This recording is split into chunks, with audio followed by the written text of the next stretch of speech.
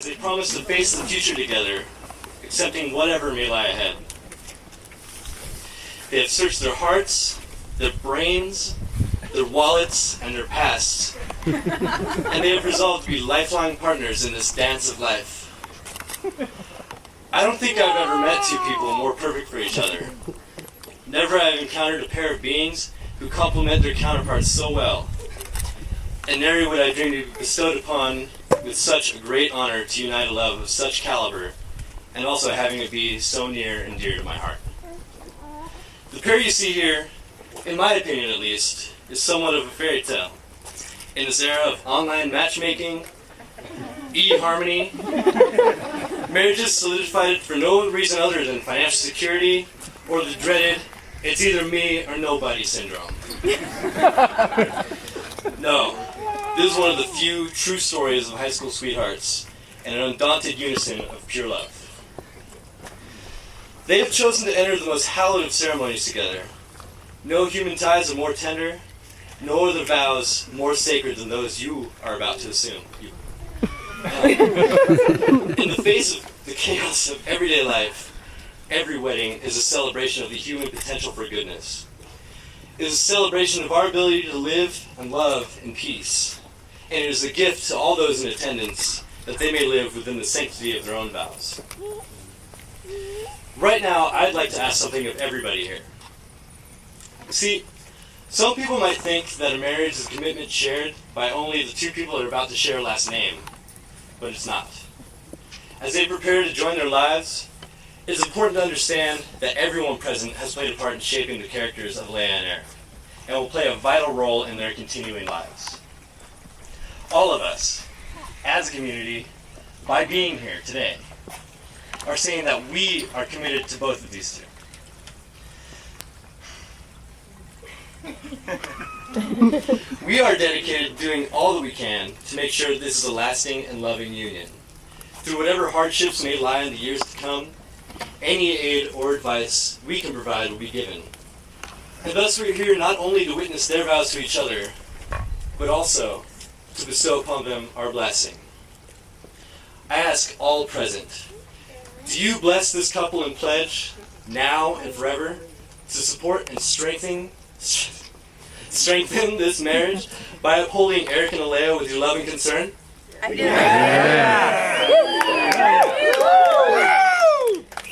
That's good. As part of the invitation to be here is a covenant that the continuity of our support is not only unbroken, but strengthened by this very moment in time. Strengthened in two ways.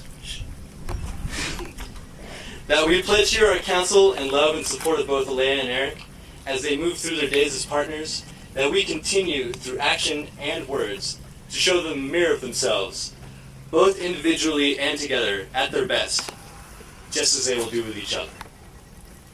And two, that witnessing their pledge reminds us of things we've devoted our lives to, our partners, our work, our hearts.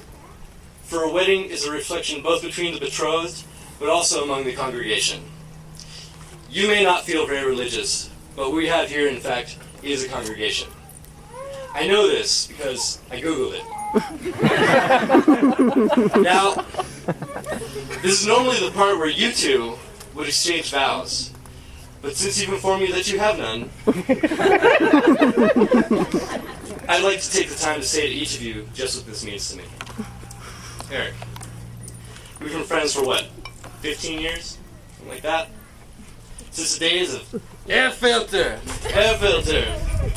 the pink skateboarding hats and braces, you and your complete white ensembles, and me trying to convince you to let me take your truck around for a spin around Vietnam.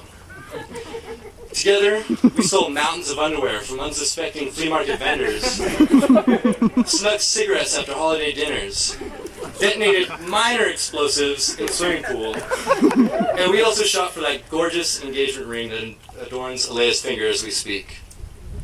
I know that now, the state will say that we are legally related, but I want you to know that you've been my brother for years. And I couldn't be more ecstatic about who I'm entrusting the love and guardianship of my only big sister.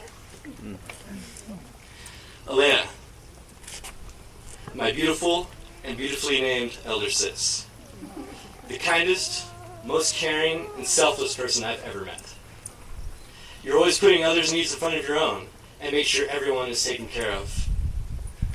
Whether it's a question of feeding people, or making sure everyone has a comfortable place to sleep after your wedding. These are the qualities you possess, which finally allow me to forgive you for telling on me all those times ago. Whichever spanking or stretch of groundation I endured, ensuing your latest steely defense of my proper upbringing.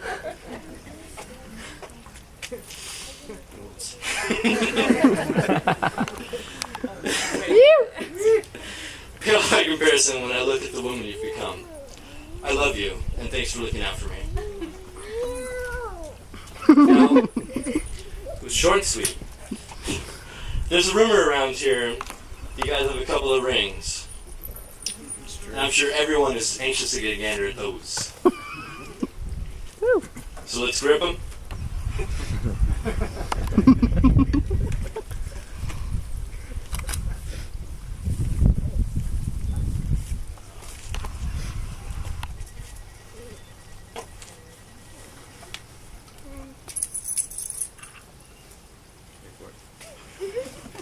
Let's dip them.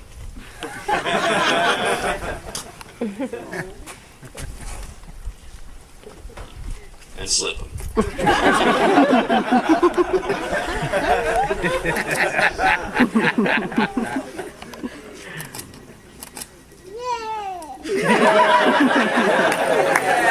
Well put. Amen, brother. Now, do you, Eric, take Elea to be your wife forever? Yes, I do. Good answer. Elea, do you take Eric to be your husband forever? Yes, I do.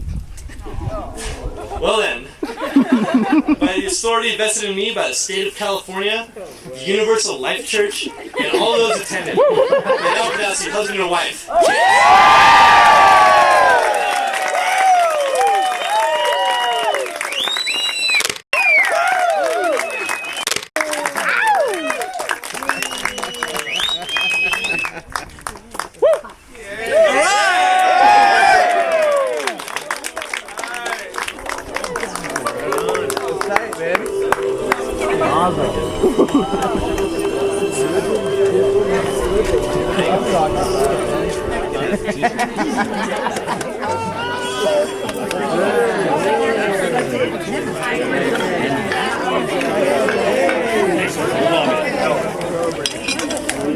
By the way, I love you.